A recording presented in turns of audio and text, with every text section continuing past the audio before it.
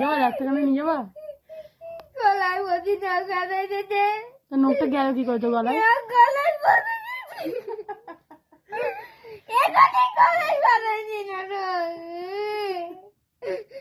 মা তো হাতে নখ কাটছিল, তা তুই তোর গলায় গেল কি করে? কি হবে, পেটে পেটে গা ছেড়ে গেলে হয়? আর কি মারছি আমি? গলায় নখ বাঁধাই দে। সরষের তেল খাওয়াই দাও, না বেঁধে থাকবে। আমার গলায় নখ বাঁধাই দে। হাড়ের ভিতরে গিয়ে তাই নখের গাছ বেরোবে। কি হবে এবার?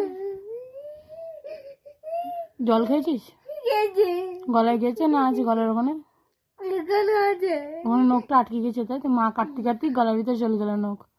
হাতে নখ কাটছিল, গলার ভিতরে নখটা চলে গেল।